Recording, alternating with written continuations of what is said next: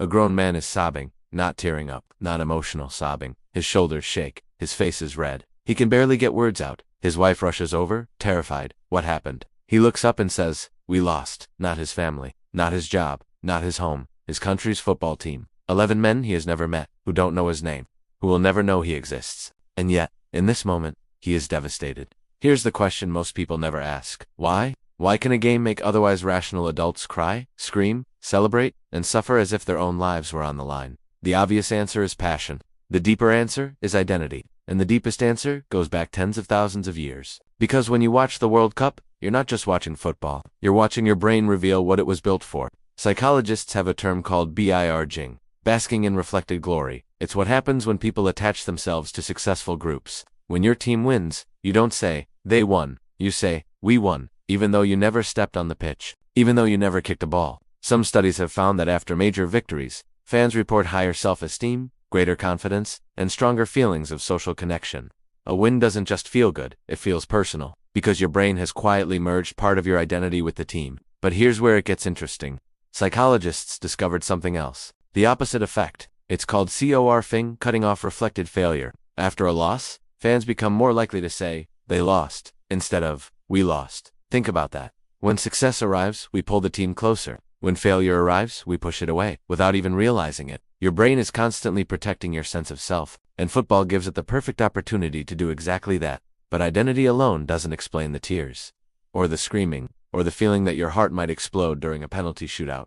For that, we need to go deeper, much deeper. Long before stadiums existed, long before countries existed, human beings survived in tribes, small groups, 50 people, 100 people, maybe a little more. And for most of human history, your tribe wasn't just important, it was everything. If your group lost a conflict, you could lose food, protection, status, even your life. Natural selection rewarded people who cared deeply about their group.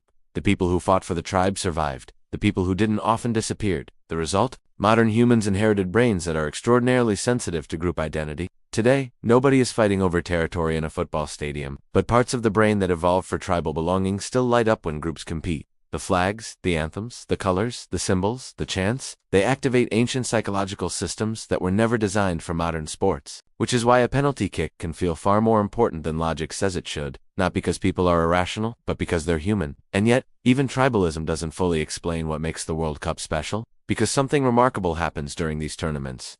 For a few weeks, millions of strangers experience the same emotions at the same time. A goal is scored, and entire cities erupt. People hug strangers, jump onto tables, run into the streets, cry together, celebrate together, suffer together. The sociologist Emil Durkheim called this collective effervescence, a powerful feeling that emerges when people become part of something larger than themselves. For a brief moment, the boundary between me and us begins to blur, and that's a feeling many people rarely experience in modern life. Which brings us to the part nobody talks about. Maybe the World Cup isn't just about football. Maybe it's filling a psychological need that many of us are struggling to satisfy elsewhere.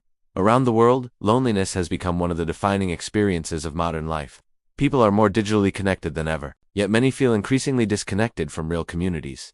The World Cup temporarily solves that problem. It gives people a tribe, a story, a shared identity, a reason to care alongside millions of others. And perhaps that's why losing hurts so much. Because for a few hours, people aren't just supporting a team, they're belonging. That man crying on the sofa, he's not crying over a scoreline. He's grieving the loss of something he briefly became part of. Something larger than himself, something meaningful. And maybe that's why dismissing football as just a game misses the point entirely. Because the emotions are real, the connection is real, the belonging is real. And in a world where many people spend their lives searching for those feelings, perhaps the World Cup was never really about football at all.